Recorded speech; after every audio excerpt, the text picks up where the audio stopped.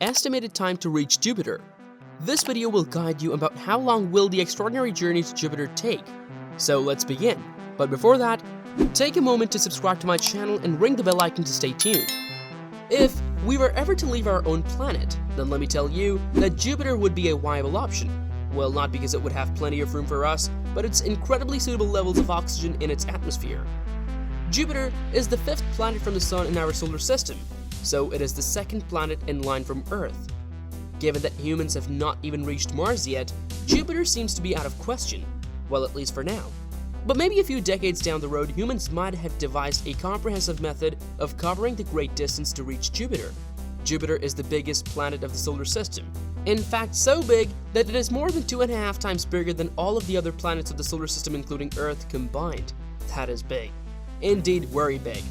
But does its size say anything about the time it would take to reach Jupiter? Absolutely not. So let's unravel how much time will it take for us to traverse a magnificent distance of roughly 600 million kilometers. Now, speaking of the distances between the Earth and Jupiter, it is vital to remember that these planets never maintain a constant distance between each other. And that's because the two planets have different orbital radii from the Sun. Additionally, their orbital speed is different, which implies that the two planets are never at the same position of their orbits. Hence, 600 million kilometers is the closest distance we're talking about. If conditions are unfriendly at the time of launch, the distance between the two planets can be as much as 968 million kilometers. So, that means that our journey to Jupiter will greatly rely on how closely the two planets are aligned at the time of departure from Earth. And that's because the distance will directly affect the time it will take. So let's just take a situation for example. If the two planets are at their closest, your Lamborghini will take roughly 6,000 years to take you there. Therefore, it will be smart to let your beast rest in your garage, and let's take a look at some more practical, and for that, let's see how many spacecrafts have traveled to the gas giant before.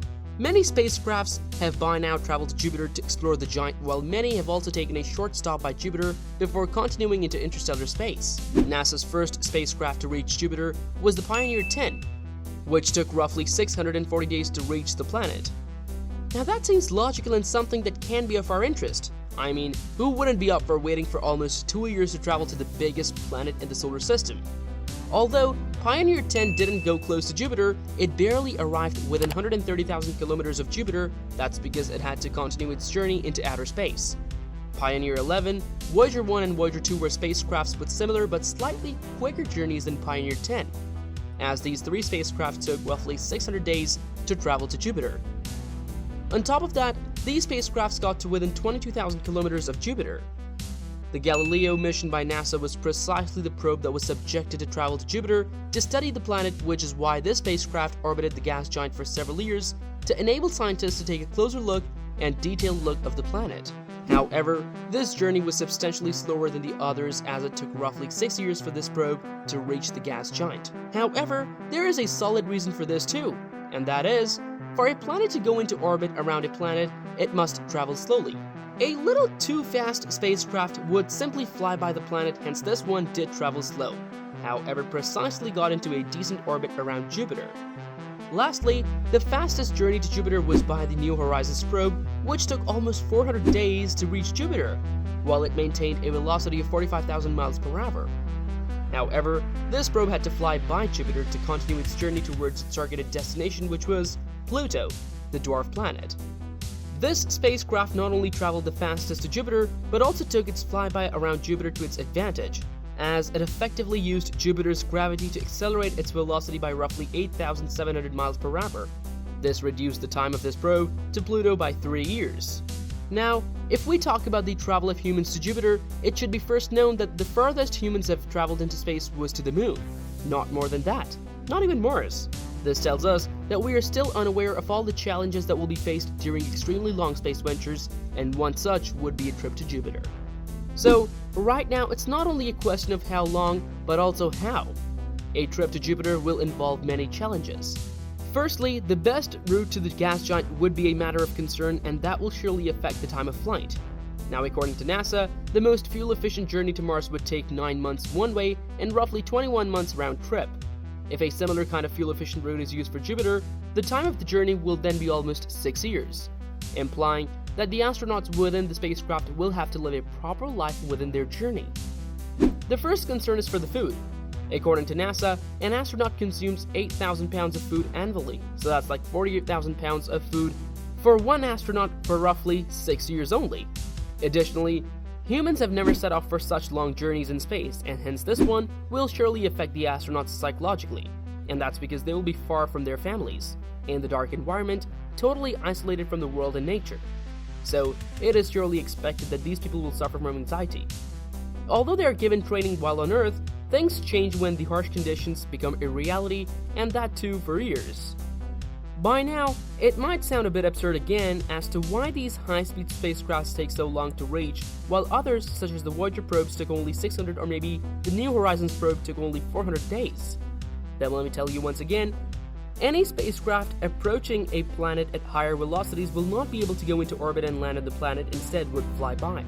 Therefore, to enable a planet to pull a probe into its orbit, spacecrafts must travel at significantly lower velocities, and such missions generally take much longer than flybys. Furthermore, radiation from the sun will be a great matter of concern too.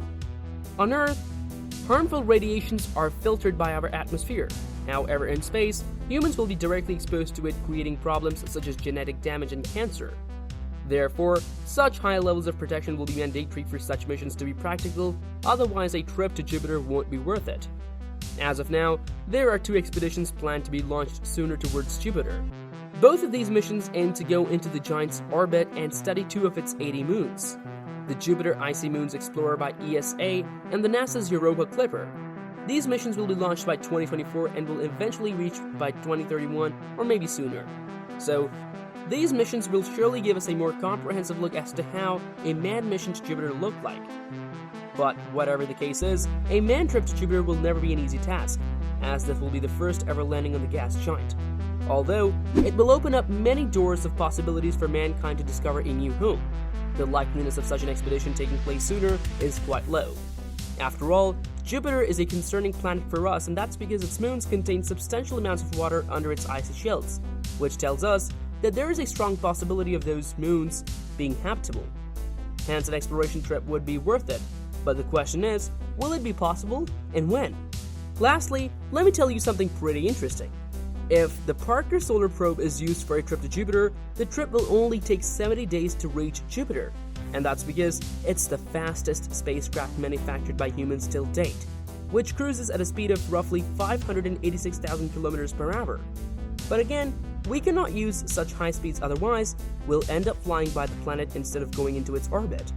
So, it can only be hoped that eventually scientists come up with an optimum method of travel to Jupiter, and that matters of concern are addressed, and the trip to Jupiter becomes not only cost-effective, but efficient and most importantly, safest for the astronauts.